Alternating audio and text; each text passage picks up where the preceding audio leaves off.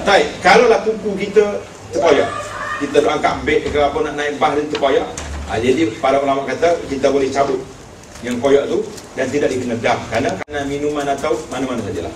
Itu larangan tu, tak boleh lagi pakai bangwan selepas kita berniat. Tadi dalam sunat tadi kata kita diminta supaya pakai bangwan sebelum kita niat. Orang lelaki boleh pakai bangwan yang harum. Yang perempuan ni tidak dipakai kerana kalau dia naik bah tu bercampur dengan orang lain yang bukan suami dia yang sama-sama saja pun tidak digalakkan dalam ihram ni, tidak digunakan. Pakai, kecuali dia pakai untuk dia je. Kalau boleh, kalau ada lah air wangi yang dia seorang je boleh pakai. Kita rekod lah, wangi ihram. Sebab bangwan ni boleh mempengaruhi suasana. Betul tak? Orang ada larangan ihram. Suami boleh tengok je. Ini dalam ihram ni satu kaedah yang kita kena pakai. Boleh terus, tak boleh mula. Macam mana? Kan dalam ihram ni tak boleh pakai air wangi bila kita dah niat. Tapi kalau kita pakai sebelum niat, tak payah basuh, terus je pergi. Kita beli yang paling canggih sekali, yang 300 satu titik tu pakai. Sebab nak pergi Mekah ni 4 hari dalam ihram, bau, tak apa. Tapi tak boleh mula, boleh terus. Itu dia panggil kaedah dia, boleh terus, tak boleh mula. Sama juga orang nak kahwin, tak boleh dalam ihram. Tapi isteri yang sudah ada, tetap dia sebagai isteri, tapi tak boleh usik. Itu je larangan. Yang ketiga ni ada masalah. Baca betul-betul. Mencabut rambut atau bulu di mana-mana anggota badan. Yang tak boleh di sini mencabut. Baik, kalau bulu luar sendiri tak ada masalah. Contohnya kita ambil wudhu, basuh muka. Sudah basuh muka, tengok ada rambut sini. Dia luruh ke kita yang cabut? Dia gugur. Jadi tak kena bayar. Jangan jadi orang was-was. Saya terima cerita banyak lah, cerita was-was ni. Ada seorang tu kalau mandi dia sekat air dia tandas. Sudah mandi dia pergi cek berapa orang rambut dia. Dia bawa pergi jumpa ustaz lah tu. Ustaz tu berapa kena bayar. Dia tak kata hari-hari ke aku tu kerja beda rambut. Tak bayar. Jadi yang tak boleh je mencabut mana-mana bulu je. Ingatlah, kan kita duduk kat trafik light kat sini. Saya baru dipahamkan sini 6,000 rupanya trafik light. Lepas tu warak semua orang baru ibu kena ikut belakang. Jadi jangan duduk melombong kat situ. Sebab kita biasa tunggu kan, melombong belakang, cabut bulu kena bayar. Jadi ada dia panggil dalam ihram ni kesalahan dia. Salah tak usah, tak apa. Contohnya kita pakai ihram, sampai-sampai ke dapion cantik, oh lawak, matra sikit. Kawan kata, ihram ni terus cabut. Tak payah bayar, sebab kita salah sekejap. Tapi kalau kita dah rambut, cabut dah bulu, cabut. Oh, banyak uban aku. Kawan kata, dalam ihram ni, nak hantar balik boleh? Maka walaupun tersalah, dia kena bayar tambah. Kena bayar juga sebab kesalahan itu tak boleh dihantar balik. Buku telah merusakkan kedudukan rambut. Jadi di sini kena faham betul-betul. Ini di antara soalan yang paling banyak. Dia kata rambut saya ni gugur. Gugur sendiri bukan salah kita, salah dia. Yang salah kitanya kalau kita mencabut dia, tarik dia, apa-apa rambut yang ada, maka salah. Memakai minyak di kepala, janggut dan semua lah, minyak rambut tak boleh pakai selepas niat. Belum niat tu pakai banyak mana pun tak apa.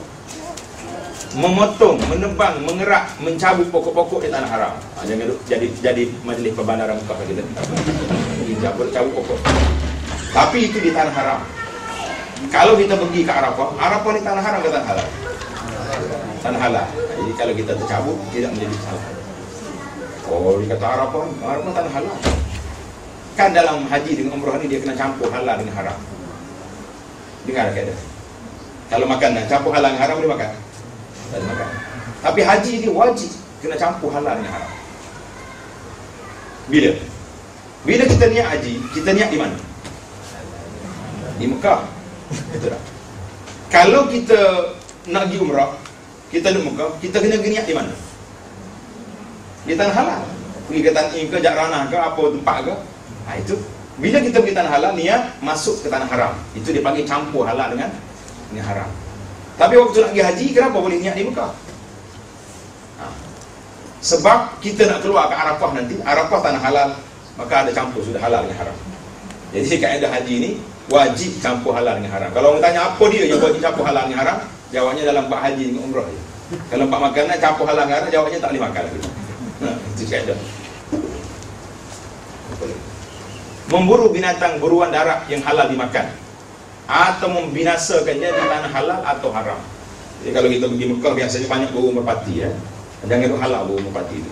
Ataupun kalau musim sejuk banyak belalang. Belalang itu tak boleh kacau.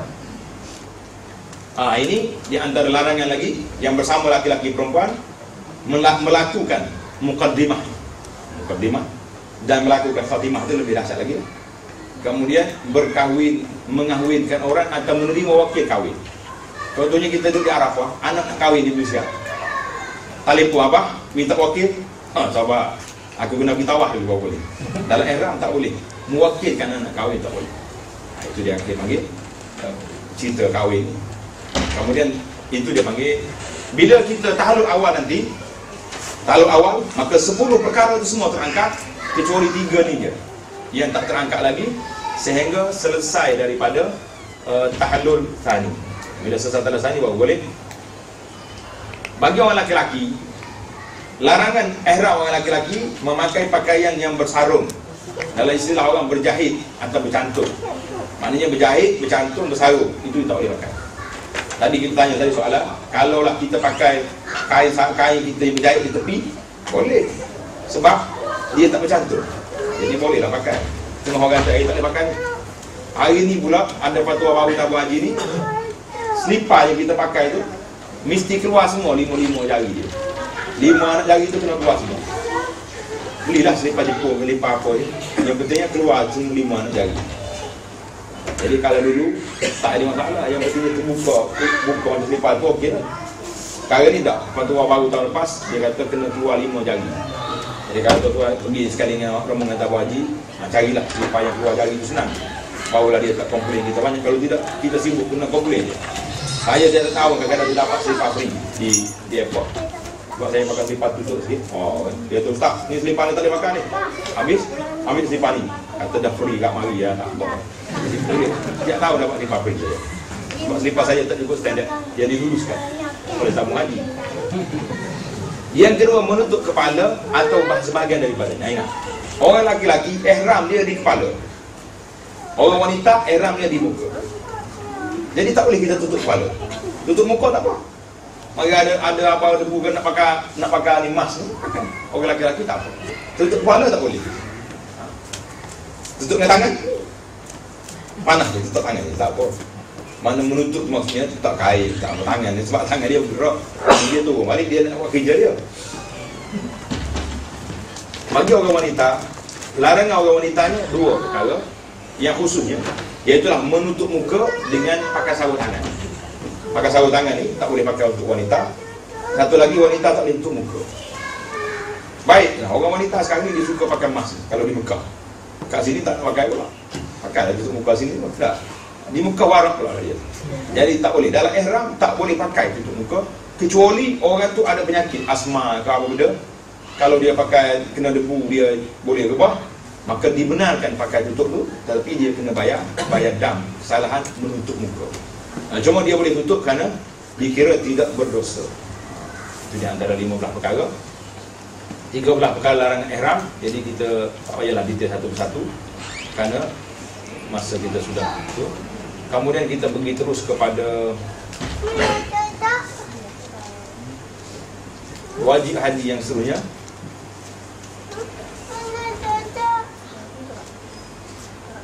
Iaitulah melontar ya, bermalam di Muzdalifah.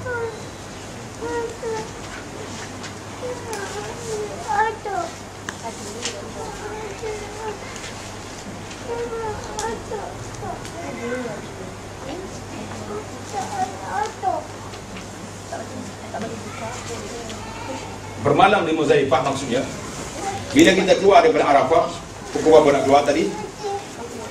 Maghrib. Bila azan maghrib, kita kena keluar daripada Arafah. Berjalan pergi ke Muzdalifah. Sampai di Muzdalifah, yang sunnahnya kita semayang maghrib dengan isya jamak takhir, semayang di Muzdalifah. Karena waktu Nabi keluar dari Muzdalifah tu, waktu dia berjalan, orang tanya dia, Rasulullah, salat. Nabi kata, salat kat depan, salat di Muzdalifah. Itu sunnah lah. Tapi kalau kita tunggu di Arafah, bah tak mari-mari juga sampai setengah malam dah.